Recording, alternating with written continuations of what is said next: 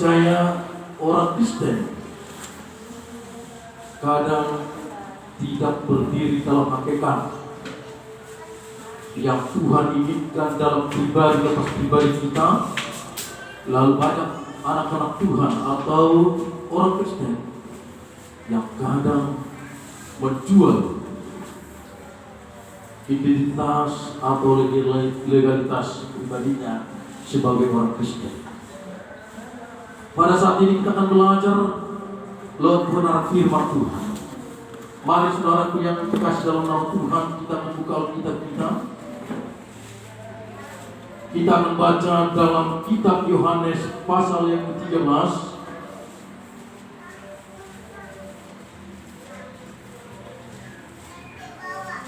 Yohanes pasal yang ke-13 ayat yang ke-34 sampai yang ke-35.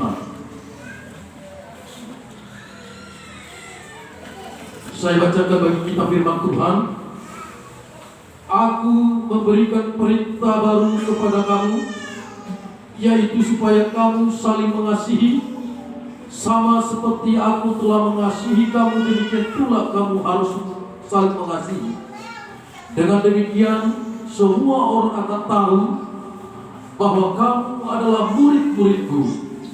Garis bawahi, bahwa kamu adalah murid-muridku, yaitu jika kamu saling mengasihi.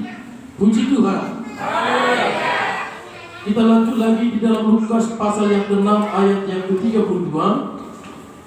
Dinyatakan di sana, dan jikalau kamu mengasihi orang yang mengasihi kamu, apakah jasamu?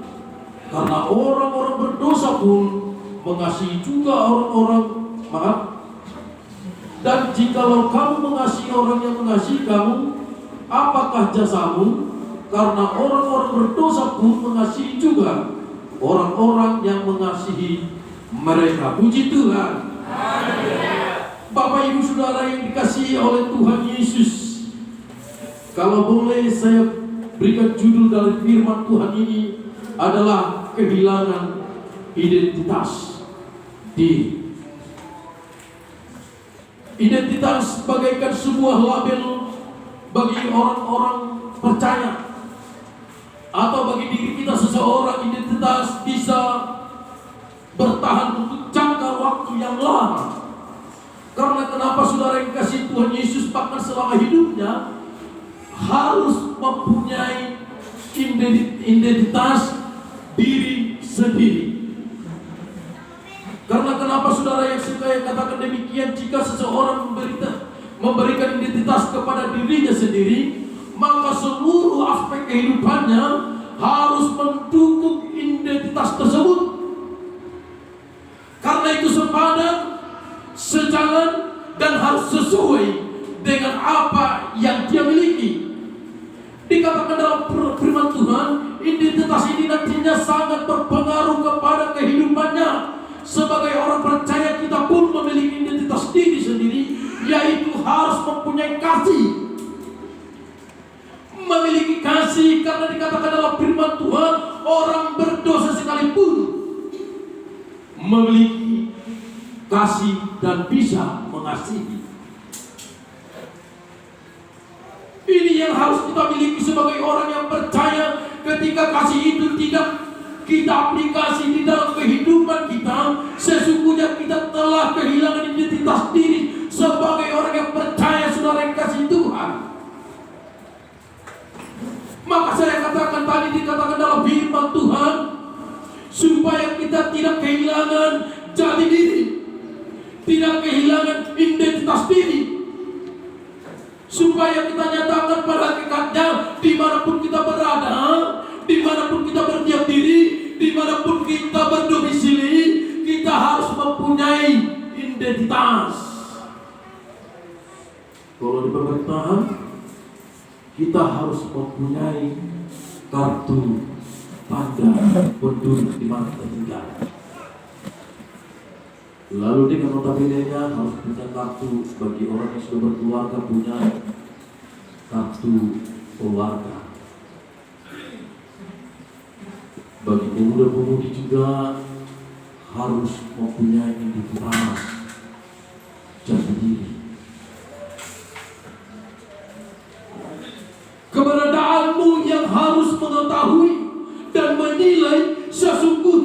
di mana berada. Demikian juga di dalam perkataan firman Tuhan, ada banyak cara agar orang lain mengenal kita sebagai orang Kristen. Saya katakan tadi dalam firman Tuhan ini, ketika orang percaya ragu, ketika orang percaya lagi terombang-ambing atau memiliki identitas yang abu-abu, maka banyak yang menjual jati dirinya dan tidak bertekad bahwa dia orang yang percaya.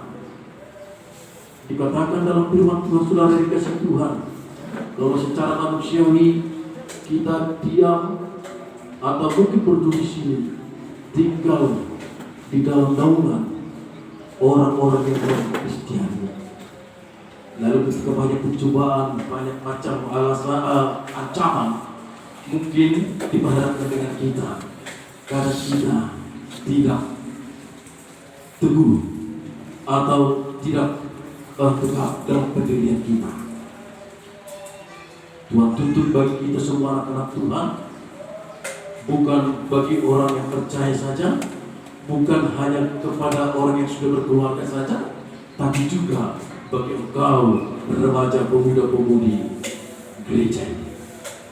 Saudara yang dikasihi Tuhan Yesus, dikatakan dalam firman Tuhan, ada banyak cara orang lain mengenal kita sebagai orang Kristen. Mungkin ketika kita menggunakan aksesoris dikatakan di sana, saudara yang dikasihi Tuhan Yesus, bahkan baju ataupun stiker-stiker lainnya. Biasanya kita sebagai orang Kristen, kadang kalau kita mempunyai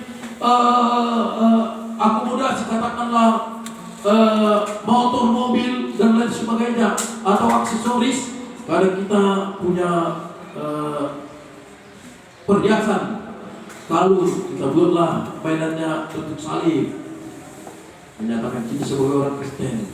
Bahkan di mobil kita atau di motor kita banyak ada stiker-stiker buat kata-kata bunyi firman Tuhan, atau gambar-gambar salib, stiker-stiker, kan banyak. Ada banyak cara orang Kristen untuk menyatakan siapa jati dirinya di hadapan Tuhan. Ini perlu dalam kehidupan kita, saudara yang dikasihi Tuhan. Dikatakan dalam firman Tuhan dapat memperlihatkan bagaimana kita sebagai orang gerejawi, tetapi tanda mengenal kita sesungguhnya adalah harus menyatakan, harus dikatakan dalam firman Tuhan ini, harus bisa mengaplikasi bahwa kasih setia Tuhan, pertolongan Tuhan, kasih mengasihi seseorang itu harus kita pegang. Ini yang menentukan kita, saudara yang dikasihi Tuhan, bahwa kita adalah yang mempunyai identitas sebagai orang Kristen, harus mempunyai dan memiliki kasih mengasihi. Tanpa itu tidak benar dan tidak jelas keidentitasan kita atau jati diri kita, siapa kita di hadapan Tuhan. Saudara yang dikasihi Tuhan, berdasarkan dalam para firman Tuhan dikatakan tadi di dalam kitab Yohanes itu, saudara yang dikasihi Tuhan, dikatakan di sana, aku memberikan perintah baru kepada kamu, yaitu supaya kamu saling mengasihi sama seperti aku telah mengasihi kamu, demikian pula kamu harus saling mengasihi. Puji Tuhan. Anak-anak Tuhan dituntut pada saat ini, apalagi di akhir-akhir zaman ini, tidak jarang orang percaya menganggap bahwa mengasihi adalah sebuah pilihan. Kita dapat mengasihi siapa saja, saudara yang dikasihi Tuhan Yesus, yang ingin dikasihi. Kadang namun Tuhan dengan tegas mengatakan bahwa mengasihi adalah sebuah perintah. Mengasihi adalah sebuah perintah dari Allah kepada orang yang percaya, supaya menghakikatkan peduli kasih ini terhadap sesama. Oleh karena itu, saudara dikasihi Tuhan Yesus, Tuhan katakan dengan tegas kepada kita bahwa kasih adalah suatu yang harus ditaati sepenuhnya, tidak bimbang, tidak ragu-ragu, tidak abu-abu. Kalau dia biru, akan tetap biru. Kalau dinyatakan merah, tetap merah. Kasih itu tidak ada yang pura-pura. Oleh karena itu, saudara, kasih Tuhan Yesus kasih bukan didasarkan kepada perasaan kita atau lanjut kepada komitmen kita untuk saling mengasihi. Tetapi saudara, kasih Tuhan Yesus yang seringkali kita menganggap bahwa mengasihi adalah hal yang sangat sulit untuk kita lakukan dan sulit untuk kita pahami. Melalui perintah baru ini, saudara, kasih Tuhan, dikatakan dalam firman Tuhan, kita dapat melihat teladan sempurna yang telah Yesus lakukan di atas kayu salib. Itu bukti salah satu pengasihan Tuhan terhadap diri kita sebagai orang yang percaya, umat pilihan Tuhan. Karena kita ini, Tuhan katakan, anak-anak yang sudah Tuhan pilih dan Tuhan bedakan bagi orang-orang yang di luar sana tidak akan sama lagi. Pemilihan tersendiri, pengasihan tersendiri, atau berkat yang Tuhan akan limpahkan bagi kehidupan kita. Daksa rupa be, kita akan dibagi satu di mata, turun akan di luaran. Harus ada pengertian suara yang dikasih Tuhan. Oleh karena itu, saudara yang dikasih Tuhan Yesus, kita dapat melihat teladan yang sempurna dikatakan dalam firman Tuhan ini. Yesus melakukan yang di atas kayu salib. Ketika mata kita tertuju bagi pengorbanannya, saudara yang dikasih Tuhan, dan teladan yang telah Ia lakukan, maka akan kekuatan besar yang akan memampukan kita untuk mengasihi tanpa syarat dan tanpa penilaian tersendiri. Saudara yang kasih Tuhan Yesus, hal ini bukan karena kekuatan kita sendiri, melainkan karena pekerjaan Roh Kudus yang ada padaku dan yang ada padamu. Saudara yang kasih Tuhan Yesus, puji Tuhan. Itu engkau tidak akan pernah bisa memperlakukan apa yang dikatakan firman Tuhan. Kalau saya katakan, saudara, Kamis malam yang lalu dalam ibadah saya membawakan firman Tuhan, banyak pengharapan yang Tuhan sudah akan harus berikan kepada kita. Tergantung kita, saudara yang kasih Tuhan Yesus. Karena Tuhan tidak pernah salah menempatkan pengharapan itu kepada siapa yang harus Dia beri, tetapi bagi orang-orang yang percaya dan memahami dan mengasihi sesama kita masing-masing. Puji Tuhan. Oleh karena itu, saudara yang dikasih Tuhan Yesus, biarlah kehidupan kita, kehidupan atau karena pekerjaan Roh Kudus kita di dalam diri kita, ketika kita menaati perintah baru ini, kita akan dapat mempertahankan identitas kita sebagai orang percaya, sebagai umat Tuhan. Puji Tuhan. Oleh karena itu, saudara yang dikasih Tuhan, jangan ragu. Unang ragu biho amang taminang terlubu pinamo sepuluh. Sama dalam jadi telah kian ini konsiap berita memilih. Saya sangat tertarik dengan pujian itu. Kalau begitu pujian tadi berkata, langsung diungkapkan karena rasa sukacitanya bahwa itu lagu adalah lagu salah satu favorit. Oh, saya juga sama halnya yang pikir saudara yang kasih Tuhan Yesus, bolongan itu lagu tak pernah bosan harus sampai jual itu saudari bangsa mungkin.